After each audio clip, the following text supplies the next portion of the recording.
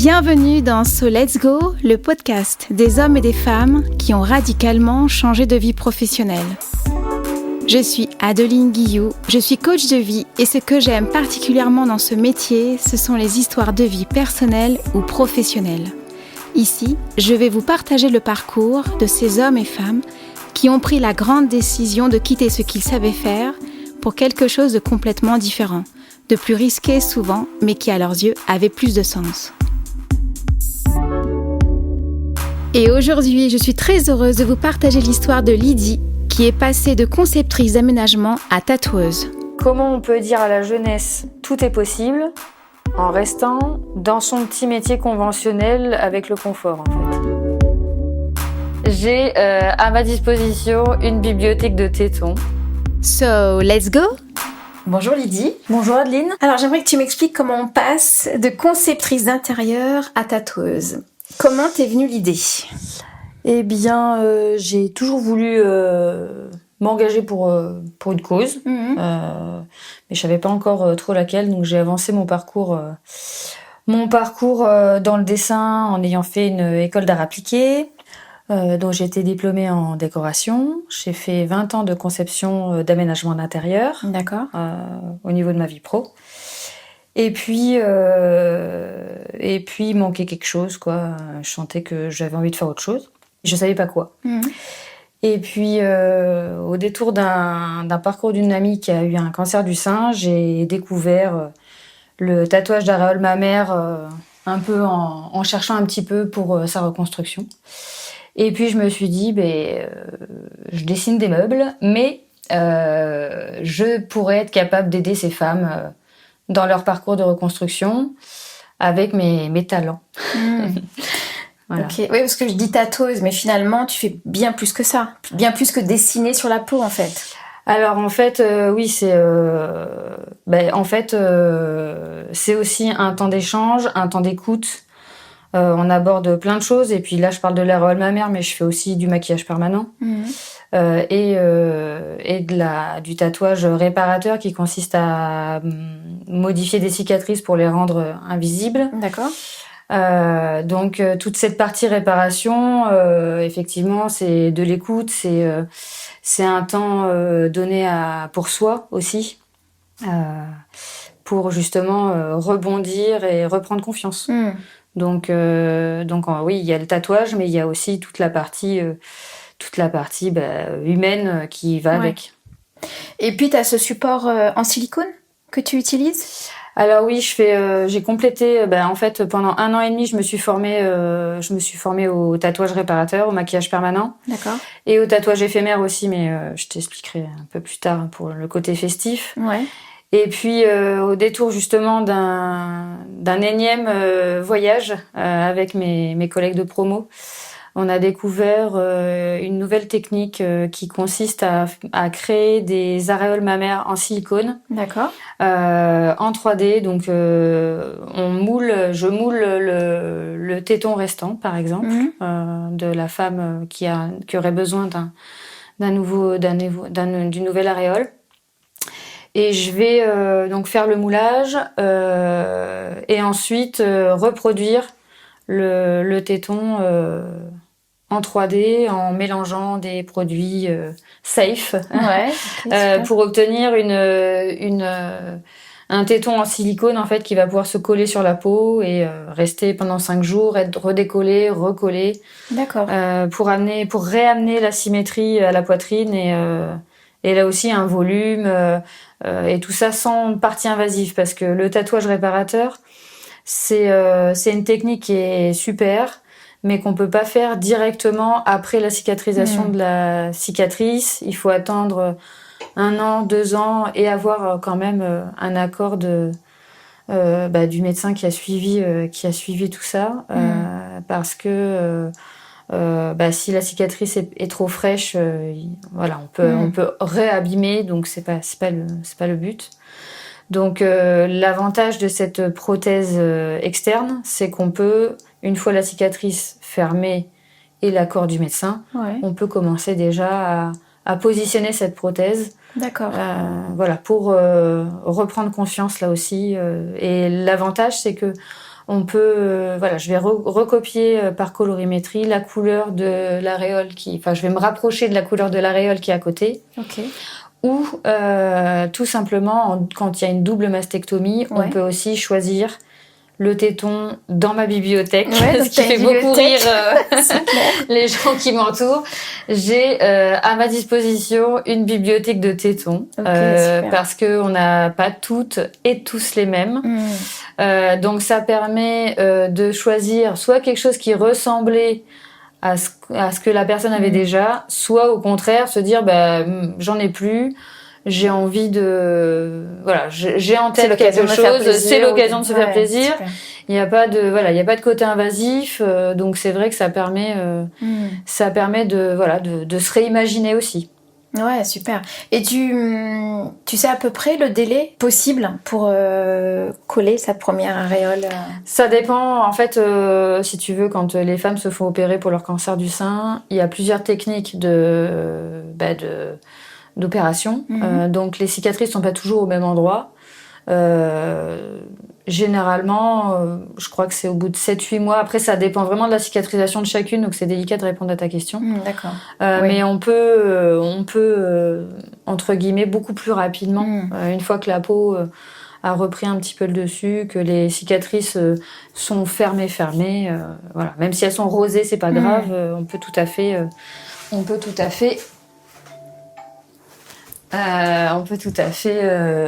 se rencontrer. Et il y a un autre avantage à cette technique-là aussi, je trouve, qui, pour ma part, donne, je pense, un regain supplémentaire face à tout ça. C'est que si on découvre son cancer et qu'on a toujours ces 2 tétons, on peut aussi anticiper le moulage pour se rapprocher encore au plus près de ce qu'on avait avant, par prévention ou par solidarité. Parce que aujourd'hui, je rencontre aussi beaucoup de femmes qui sont contentes de participer à ma bibliothèque, qui viennent passer 30 minutes au salon, qui donnent leur empreinte. Ça permet à moi de refaire un peu de prévention sur vérifier sa poitrine régulièrement. On reparle aussi de tout ça.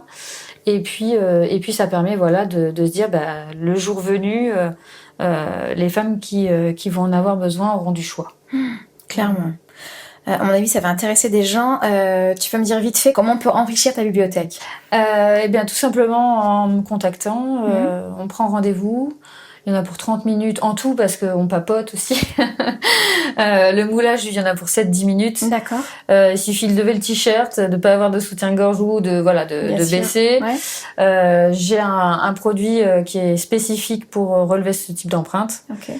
Et après, je prends une photo et je crée des aréoles mammaires un peu en avance aussi par rapport à ce que j'ai en tant que modèle, pour montrer aussi aux professionnels qu'est-ce que ça donne par rapport à la photo, par rapport au résultat final. Ça permet aussi de montrer des exemples et de montrer aussi aux femmes qui en ont besoin. Je suis capable de réaliser telle couleur, ou on peut rajouter un grain de beauté. On peut même aller jusqu'à mettre un piercing. Donc c'est vrai qu'il y a plein de possibilités. Tout est possible. Voilà. Si la personne avait un grain de beauté en bas à droite de son téton, ou qu'elle a une photo qui permet de montrer quelque chose, on peut aussi se rapprocher de ce type de détail-là. Ok, super. Tu me parlais du coup, là on va passer complètement à autre chose, mais de tatouage éphémère, c'est ça? Alors voilà, en plus du tatouage réparateur qui me tenait beaucoup à cœur de développer, pour justement assouvir mes besoins d'engagement, je fais aussi du tatouage éphémère. Alors le tatouage éphémère, ça fait une dizaine d'années à peu près que je le pratique déjà. Pour le plaisir, et puis je me suis professionnalisée en même temps que ma reconversion en fait pour apprendre des techniques un peu plus professionnelles et pouvoir proposer au salon 4 techniques différentes. Parce qu'aujourd'hui les gens se font beaucoup tatouer. On peut aussi faire du tatouage éphémère qui dure soit la journée, soit 4-5 jours en couleur, juste en noir, ou carrément passer à l'étape supérieure des 10 à 15 jours avec une technique qui s'appelle qui utilisent du jaguar, ce qui donne des tatouages éphémères noir bleuté, comme au cinéma. Okay. Donc on peut comme ça tester un tatouage en amont avant de passer à l'étape définitive. Voilà, donc ça peut être ça. Ça peut être je pars en vacances, j'ai envie d'un tatouage, mais je suis pas très tatouage à la base, ou alors je suis pas sûre de vouloir garder le motif. Ben voilà, je me fais je sais pas moi un oiseau, une fleur, ou pour une cérémonie, j'ai envie d'agrémenter ma tenue. Voilà, j'ai des techniques à la paillette. Enfin voilà, c'est l'idée, c'était de créer un salon un peu à mon image, c'est-à-dire à la fois très engagée, sérieuse, et en même temps amener un peu de légèreté dans tout ça. Ouais, et puis c'est génial parce qu'en fait, moi la première, j'ai hyper envie de me faire tatouer, mais en même temps, tu dis, est-ce que je suis faite pour ça ?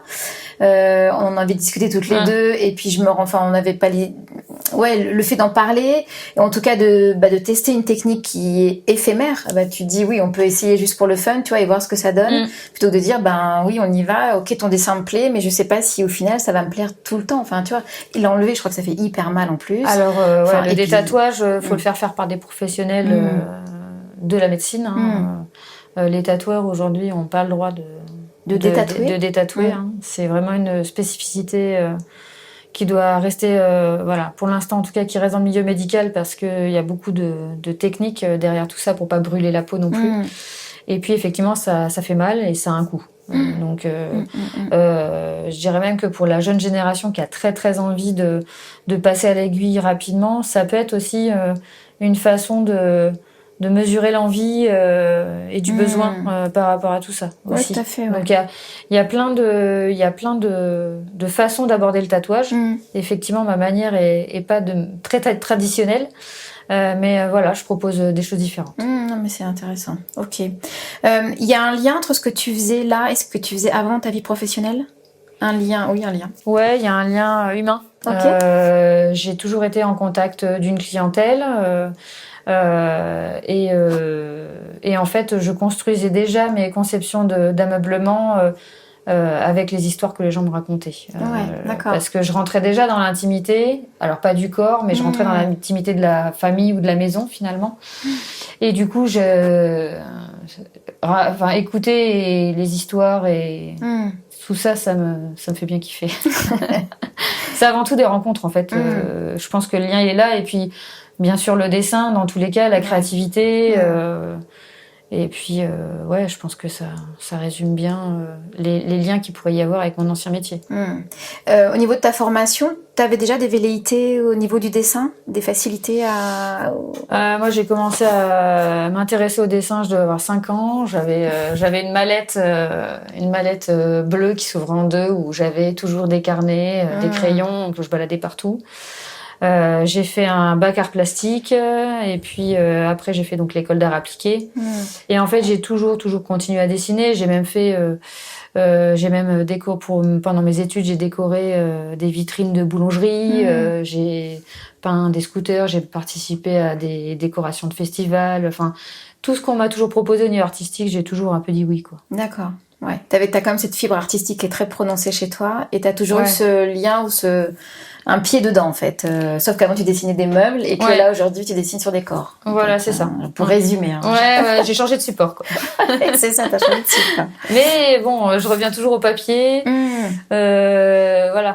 Effectivement, ce que j'apprécie justement dans le support du corps, c'est que il y a souvent une histoire, mais pas que pour le tatouage en fait. Il y a une conversation, il y a un moment privilégié dans ce moment. Même là en ce moment, je fais du tatouage éphémère en stand dans une guinguette, et c'est rigolo parce que du coup je tatoue à la fois les petits et les grands, et aussi les ados. Et à chaque personne qui s'assoit à mon stand, je commence par peindre, on fait connaissance, et puis finalement j'apprends toujours quelque chose. Donc ça c'est chouette aussi. Ok. Donc tu me disais que c'est vraiment la maladie de ton ami en fait qui a été l'électrochoc pour quitter le salariat. Ouais. Tu l'as quitté de quelle façon ? Alors le salariat. Oui. La copine, je l'ai gardée effectivement, et enfin voilà, ça fait plus de 25 ans qu'on est amis, donc je pense que ça va rester comme ça. Ouais. Pour quitter le salariat, en fait, j'avais très envie de ce projet, mais je savais pas trop. Enfin, on a toujours des doutes quand on a envie comme ça d'un nouveau job et en même temps de se réinventer soi-même. C'est vrai que c'est toujours un peu complexe. Donc, j'ai commencé par aller rencontrer Transition Pro. Transition Pro, c'est quoi? C'est un organisme où j'ai pu rencontrer quelqu'un qui m'a donné les différentes solutions pour soit quitter mon travail, soit reprendre une formation. Ok, voilà. super. Ça, c'était très intéressant. Je suis tombée sur une femme d'expérience qui m'a bien drivée et qui m'a bien expliqué les choses. Donc moi, par rapport à ça, j'ai pas choisi la rupture conventionnelle. Moi, dans mon ancien job, ça se passait très très bien.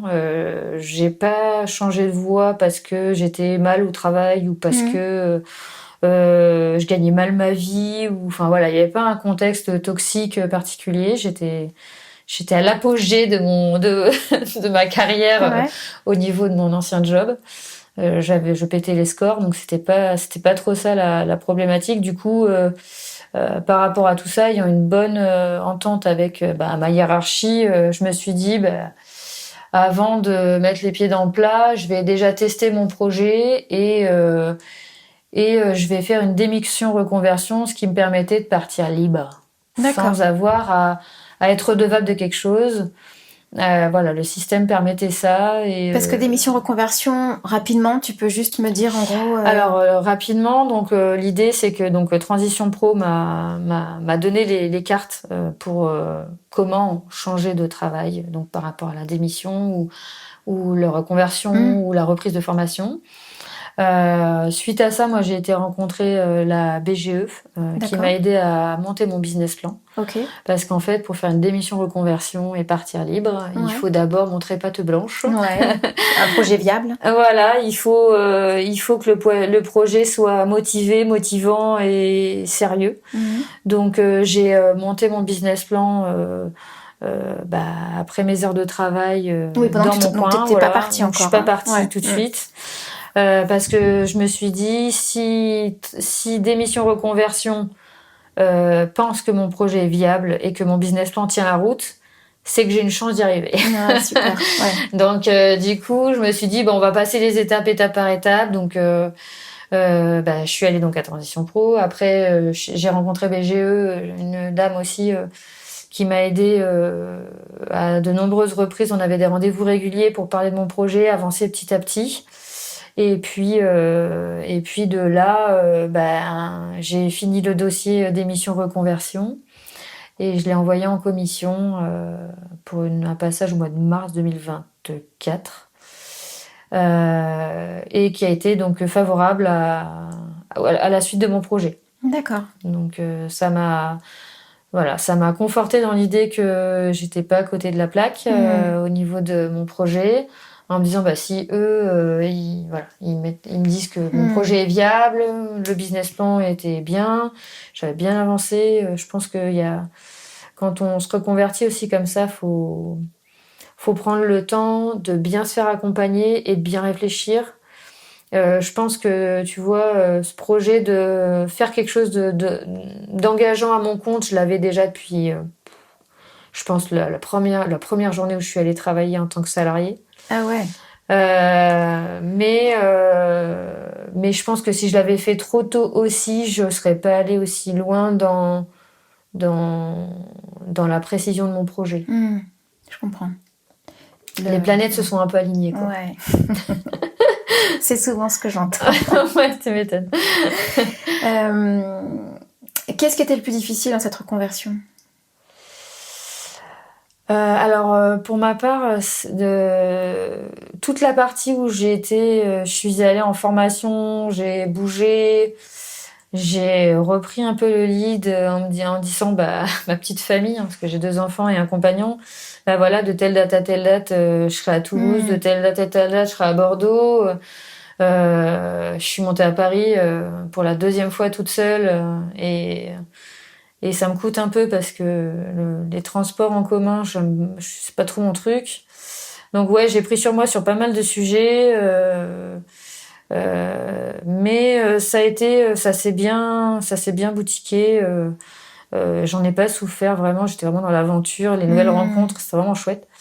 Là, c'est devenu un petit peu plus compliqué, c'est quand ça a été fini. En fait, quand les formations ont été terminées, que je me suis retrouvée ici. Donc, on a fait les travaux. Parce que moi, je me suis installée, j'ai créé un local tout neuf, tout beau, tout aux normes et à mon image dans le bas de ma maison, en fait, qui le permettait. Et une fois ça fait, je me suis retrouvée un peu seule face à ma stratégie. Par quoi je commence ? Ouais, voilà, par quoi je commence, ou tout simplement, maintenant, il va falloir que je me montre, en fait. Il va falloir que je sorte de mon petit confort, entre guillemets, de se dire, je suis en formation, je suis protégée, donc voilà. Il y a encore un cadre autour de moi. Ouais, et puis du coup, la date paraissait un peu loin, et finalement, cette année et demie de reconversion s'est passée hyper vite. Et encore, j'avais bien organisé, je pensais être bien organisée, donc tout s'est bien enchaîné. Et après, il y a eu un petit flottement de solitude. C'est peut-être la solitude, effectivement, des premiers mois qui a été un peu à la fois nécessaire et à la fois compliqué. D'accord. Et t'as fait quelque chose justement pour... Alors du coup, j'ai une amie entrepreneuse avec qui une ancienne cliente avec qui j'avais gardé contact, qui m'a dit mais tu devrais sortir de ton trou et venir aux premières. Donc je suis allée à mon premier café première en décembre 2024. Les premières, pour mes mots, c'est... Donc voilà, c'est un groupement de femmes qui permet, d'entrepreneuses, qui permet d'échanger. C'est là aussi où on s'est rencontrés. Tout à fait. D'échanger sur des difficultés ou des victoires, ou tout simplement un partage. Une réflexion sur l'évolution, sur nos projets, sur... C'est ça, sur l'entrepreneuriat, en fait. l'entrepreneuriat féminin. J'ai découvert plein de métiers, plein de façons d'aborder les choses sur des différentes thématiques. Et puis plein de monde, du coup. Voilà. Enfin, plein de rencontres, du coup. Et plein de rencontres, ce qui fait que ça m'a redonné le punch un peu, puisque moi qui avais l'habitude de parler quand même 7 heures par jour à mon ancien boulot, cette année de reconversion a divisé mon temps de parole par 3. C'est très juste ce que tu dis, parce que j'ai eu la même difficulté. En fait, moi c'est pareil, j'avais un métier plus ou moins public, on peut dire ça comme ça. Et en fait, quand tu te retrouves toute seule, le premier mois c'est super, le deuxième, le troisième... En fait, t'es vraiment seule au monde, quoi. Pour le coup, parce que t'as plus de collègues, enfin, t'as ta famille, mais je veux dire, c'est pas du tout pareil. T'as pas cette dynamique de rencontre, de discussion, t'es vraiment centré sur toi. Alors, comme tu disais, c'est aussi nécessaire. Oui. Mais, ça fait aussi du bien de rencontrer du monde à un moment donné. Il y a une phase où il faut se dire, là, si j'avance, je pense qu'en plus, la solitude au début, elle est nécessaire. Après, elle commence à nous ralentir un peu parce que on a du mal à se trouver des repères d'horaire. Quand je fais ça, ça finalement je le ferai peut-être demain. Ou lui je l'appelle mais j'ai peur de l'appeler, je le ferai demain. On finit toujours par se mettre un coup de pied au cul entre guillemets, mais le besoin de contact humain en fait à un moment donné, je pense que mais c'est valable pour les entrepreneuses mais pour tous les entrepreneurs. Qui vont nous écouter. À un moment donné, on est tous isolés. Isolés dans nos têtes parce qu'on peut pas tout expliquer de ce qu'on est en train de mettre en place. Pas parce qu'on devient paranoïaque de se faire piquer l'idée du siècle, mais plus qu'on a besoin d'intérioriser les choses pour concrétiser. Les intérioriser et puis du coup avoir l'extérieur pour nous aider à les sortir de nos têtes en fait, parce qu'on est un peu en boucle en fait dans ce qu'on vit. Ouais, il y a un peu de ça aussi. Et c'est vrai que pouvoir entendre les mêmes difficultés, comprendre comment des femmes ou d'autres personnes qui ont plus d'expérience que nous, par quoi ils sont passés, comment, qui, et ça c'est hyper aidant en fait au début parce qu'on se dit ah oui mais en fait le fait de discuter, d'échanger, ça permet vachement d'avancer. Et puis d'avoir des idées auxquelles on pensait pas forcément. Ouais, et puis de redonner une énergie. Une dynamique. C'est pas forcément. J'ai appris des choses, mais ce qui m'a aidé le plus, c'est l'énergie que ça a remis dans le fait de se dire, tiens, voilà, aujourd'hui, je sors et je vais rencontrer d'autres entrepreneuses. La curiosité d'aller rencontrer d'autres gens nouveaux aussi. Enfin, moi, je sais que ça nourrit beaucoup ma créativité aussi. Donc, c'est vrai que l'isolement a fini par par me coûter un peu humainement parlant, et le fait de redynamiser ça, et du coup, en fait, de ce premier café première, finalement, je me suis re-illuminée, entre guillemets, même dans mon entourage et tout, j'ai repris une dynamique, et puis le fait que de temps en temps, on prenne chacune des nouvelles, ça a aidé aussi. Et en plus de ça, on n'a pas toutes le même parcours, justement, au niveau de la reconversion, comment on s'y est pris, les parcours qu'on a.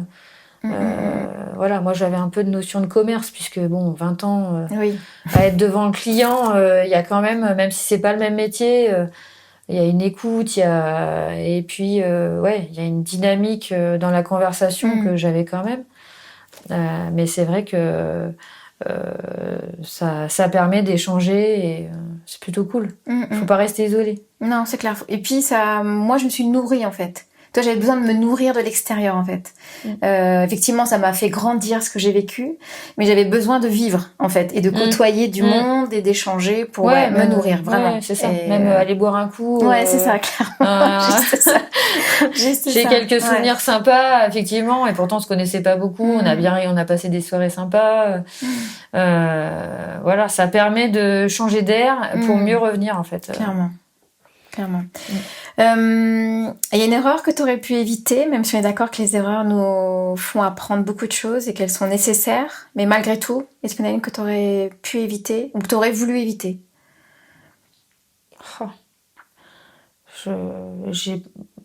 J'ai pas l'impression d'avoir fait d'erreur jusque-là. Et c'est super, tu vois, j'ai envie de te dire. On va rester sur cette note-là. Non, j'en sais rien.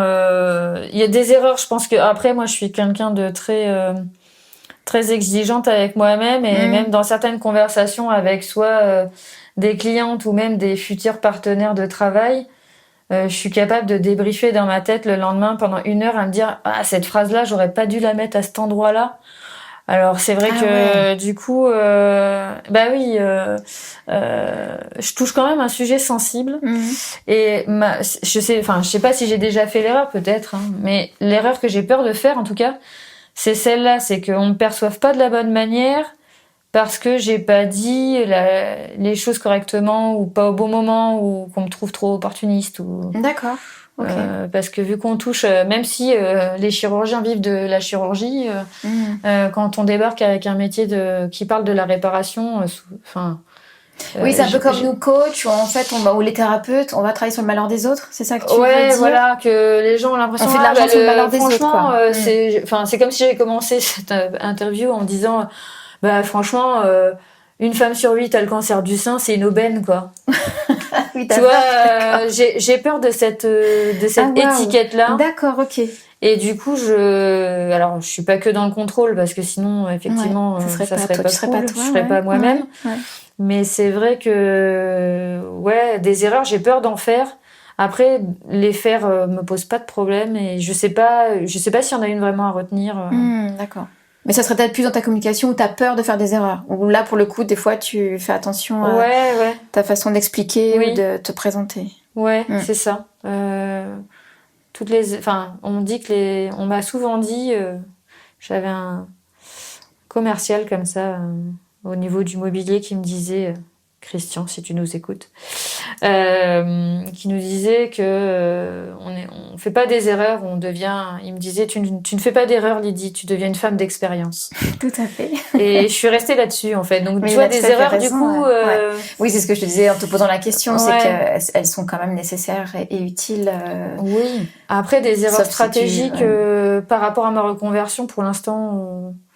Non, je crois pas. Ok, parce que tu as pris le temps aussi, que... Ouais, et puis je me corrige au fur et à mesure aussi. Ok.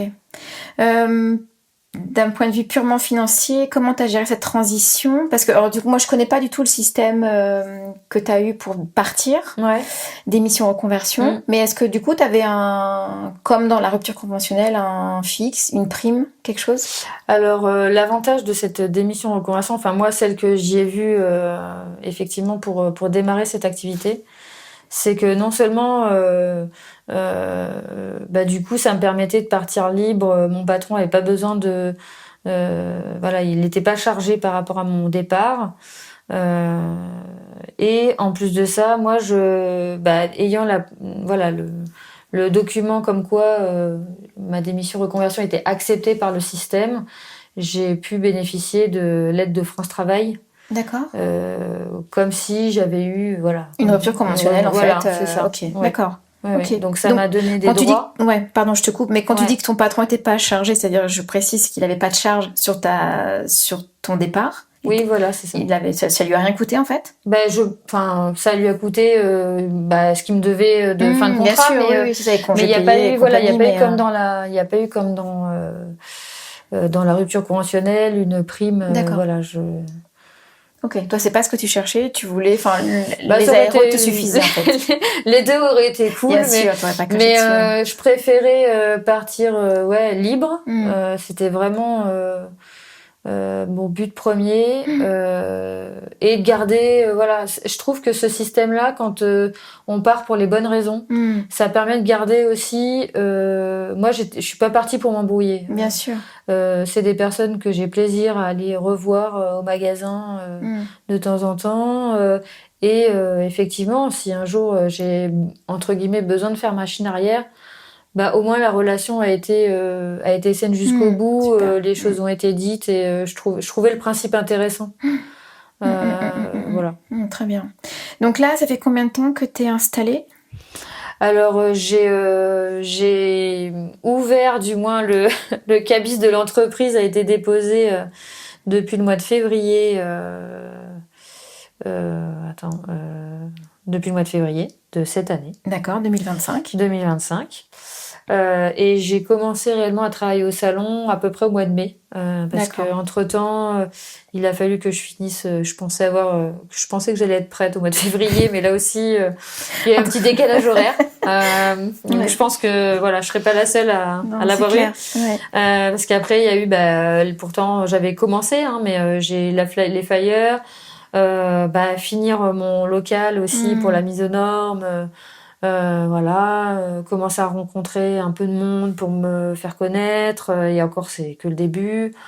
Tout ça a pris du temps aussi, puis de commencer à avoir mes premières clientes, ça prend du temps aussi pour que les gens fassent confiance, sachent que j'existe. Tout à fait. Donc on travaille là-dessus. Donc sur ta communication, beaucoup. Oui, donc tu as les ARE pour financièrement tenir le coup. Est-ce que tu peux dire aujourd'hui que tu rentres de l'argent? Alors effectivement, vu que j'ai un stand de tatouage éphémère que j'occupe sur une guinguette à Couzex qui s'appelle Au Village tous les week-ends. Donc oui, je commence grâce à mes petits clients, mes petites clientes, adultes, enfants, qui viennent me voir sur mon stand, je commence à rentrer un petit peu d'argent. Après, pour l'instant, ça permet stratégiquement cette idée-là, cette première année du moins d'ouverture. Pour moi, elle était surtout l'idée de me faire connaître. Donc oui, je commence à rentrer de l'argent pour payer mes charges. Mais pour l'instant, je suis encore loin. Pas, en fait. Je suis encore loin de pouvoir dire je me verse un salaire. L'idée actuellement, c'est de rentrer de l'argent justement pour assurer toutes les charges, commencer à faire un peu de trésorerie et envisager de me laisser du temps pour que le roulement se fasse en fait. Bien sûr. Voilà, il me reste quelques mois d'ARE. Quelques mois d'aide de France Travail et puis après on verra. L'idée aujourd'hui je travaille aujourd'hui pour assurer demain. D'accord. Voilà, c'est l'idée c'est vraiment ça. chaque personne qui vient au salon, qui participe à mon projet que ce soit en éphémère ou en tatouage ou en maquillage permanent ou autre, dans tous les cas, elle participe à ma réussite future. Ça va me donner du temps pour voir le projet tel que je l'entends, c'est-à-dire pas vendre mon âme à faire des choses que je veux pas faire, pas prendre des risques sur des pots d'humains pour rentrer de l'argent. L'idée, c'est vraiment de faire ça de manière hyper sereine, quoi. Prendre le temps de faire les choses correctement. Ouais. Et puis j'ai un compagnon qui me soutient, des enfants qui sont là aussi pour me soutenir. Et puis qui donne aussi l'énergie des fois pour quand il y a un coup de moins bien, pour garder le cap. Ouais, l'objectif. Pour garder l'objectif. Toujours. Ouais, important. Ouais. Je comprends. Du coup, comment tu te vois dans 5 ans ? Écoute, dans 5 ans, j'espère être toujours dans ce local parce que j'ai un lien affectif avec cette pièce maintenant. Ça sera compliqué pour moi de la quitter. Dans 5 ans, j'aimerais pouvoir agrandir. J'ai déjà les plans en tête. Elle n'arrête jamais. Non, surtout pas. Je suis toujours en train de construire quelque chose. T'as raison. Que ce soit des Lego avec mon fils de 6 ans ou monter des stratégies de comment on va modifier la maison pour agrandir le local tout en faisant un truc chouette qui respecte là aussi tout ce que j'ai envie de respecter, à la fois le côté perso de la maison et le côté pro aussi, de bien dissocier les deux. Dans 5 ans, j'aimerais bien pouvoir avoir quelqu'un de confiance à mes côtés pour transmettre. D'accord. Et pour partager toutes ces aventures avec moi, parce que mine de rien, surtout dans le tatouage éphémère, le côté festif, actuellement je vois que j'ai des copines ou mon compagnon qui vient me filer un coup de main pour passer ce temps-là au moins à mes côtés, sans prendre les pinceaux, hein, c'est pas l'idée. Mais dans 5 ans, j'aimerais bien avoir pouvoir embaucher, je crois que j'aimerais bien. Ok. Ouais. Pour développer, et puis pour développer plus grand, peut-être plus loin. Voilà. D'accord. Un conseil à donner à ceux qui hésitent encore à se lancer dans l'entrepreneuriat ? Arrêtez de réfléchir. Oser. Faut oser. Oser quand c'est le bon moment. Il n'y a pas de bon moment. C'est ça. Oser quand on pense que c'est notre bon moment. Je pense que c'est plus important. Se poser des questions, mais pas trop non plus. Non, mais on peut se poser Moi, je me pose des questions tous les jours. Ça n'empêche pas d'avancer. Bien sûr, on a tous peur de quelque chose. Enfin, on est des êtres humains. Hein. Le cerveau de l'être humain est fait pour. Mais la peur n'évite pas le danger. Donc, il faut oser parce que ça ouvre d'autres perspectives, d'autres rencontres, comme on disait tout à l'heure.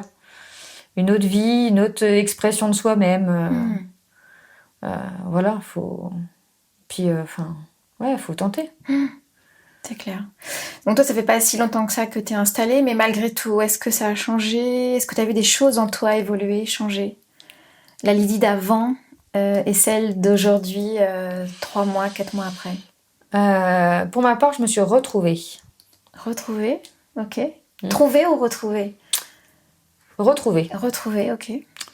Retrouvée. J'ai retrouvé une énergie artistique que j'avais enfouie. Ok. Parce que j'avais plus le temps, concrètement. Et j'apprends sur moi. Et je pense que en se développant soi-même, je pense qu'on aura une bonne énergie sur les autres. Voilà. J'aimerais transmettre ça. On en parlait en off, transmettre ça à tes enfants notamment. Cette énergie, puisque tu m'avais dit que toi, en faisant, en étant entrepreneuse, c'était aussi montrer les possibles. Et comment on peut dire à la jeunesse tout est possible en restant dans dans son petit métier conventionnel avec le confort, en fait. En fait, ça n'allait pas effectivement avec mes enfants, mais avec tout, quoi. Moi, quand j'entends les gens râler, alors je suis une grande râleuse, hein, là n'est pas la question, mais face à ce qui nous indigne, qu'est-ce qu'on fait ? Et pour être alignée avec moi-même et avec mes proches, effectivement, mes enfants qui sont quand même, enfin, quand on a la chance d'en avoir, on est un modèle. C'est les premiers à nous regarder. Et qu'est-ce que j'aurais pu leur dire ? Vous êtes libres, vous allez voir, ça va être génial la vie. Faites-vous plaisir. Faites-vous plaisir, vivez pleinement. Rêvez grand. Rêvez grand. Et moi, garder cette idée qu'un jour j'ai envie de m'engager et le garder jusqu'à quoi ? La retraite, pour un jour tricoter des trucs, c'est super. Hein, quel que soit le moment, l'âge... pour s'engager, c'est bien, mais du coup, j'avais une vraie envie de... Alors, c'est peut-être la crise de la quarantaine qui fait ça, mais j'avais une réelle envie d'aligner mes pensées avec mes actes. Encore une histoire d'alignement, en fait, d'être raccord avec qui tu étais. Ouais. Je comprends. C'est pas le tout de dire aux autres, vas-y, quand on n'y va pas soi-même, quoi. Il y a un peu ce côté-là aussi... parce qu'on en entend hein, des fois, enfin moi j'en ai entendu souvent hein, qui voyaient que je dessinais, que je faisais plein de trucs, mais tu devrais ouais, mais cette personne qui me dit tu devrais faire ci ou c'est génial, t'as trop de talent, ça va forcément marcher, ça marchera forcément s'il y a derrière des gens qui soutiennent. Si on se soutient pas les uns les autres, déjà il y a rien qui marchera, tout végétera. Et c'est valable pour la vie perso comme pour la vie pro. On a tous besoin les uns des autres, mais si tout le monde ose un petit peu quelque chose, je pense que ça pourra peut-être arranger les choses, ou du moins améliorer nos vies, quoi. En tout cas, remettre du baume au cœur à ce qu'on vit, à qui on est, et c'est vrai que du coup l'énergie sera pas la même. Ça circulera mieux, quoi. Bien sûr. Voilà. Dernière question, si c'était à refaire. Si c'était à refaire, tu changerais des choses, tu ferais tout pareil? On sait jamais ça. Je pense que je referais... si c'est une question de regret... Non, c'est... Non, s'il y avait des choses à refaire... non, je suis quelqu'un qui me donne à fond, de manière générale. Des fois trop, même. Trop dans l'émotion, trop à fond. Quand j'ai un objectif, je donne le meilleur. Donc non, je referai. Et je referai avec grand plaisir même. Ouais, ok. Même les moments difficiles, du coup. Ouais. Les moments... Après, je suis peut-être trop optimiste, je sais pas. Mais il y a toujours du bon dans quelque chose, dans tout, en fait. Et du coup, quand on voit la vie comme ça, forcément, ça fait avancer le schmilblick. Je sais que le cerveau est bien fait aussi, peut-être. Hein. J'ai sûrement eu des moments de moins bien dans cette reconversion, mais le lendemain, je me suis dit... Il y a même des jours où je me suis dit, aujourd'hui, ça va pas, on y continue comme ça. On y va, ça va pas toute la journée. On va jusqu'au bout du ça va pas. C'est ça. Et puis demain, demain est un autre jour, quoi. Après la pluie, le beau temps. Ouais, exactement. C'est mathématique. Exactement. À un moment donné. C'est systématique. Moi, j'avais un grand-père qui disait la marée n'attend pas. Ouais. Et je pense que c'est un peu de ça aussi. C'est qu'à un moment donné, faut vivre le truc. Et puis voilà, quoi. Oser, faire, être. Tout un programme. Tout à fait. Tout un programme. Bon, merci beaucoup. Merci à toi. On a passé un bon moment. Ouais, c'était chouette. Merci beaucoup. Merci de nous avoir écoutés. Si vous avez aimé cet épisode, n'hésitez pas à vous abonner. Pour info, je vous mets dans les notes toutes les références importantes ainsi que les différents liens pour retrouver l'invité. En attendant de vous partager un nouveau parcours de vie professionnelle, n'hésitez pas à poser vos questions en commentaire. Je tâcherai d'y répondre ou de transmettre aux invités. Merci infiniment et à bientôt.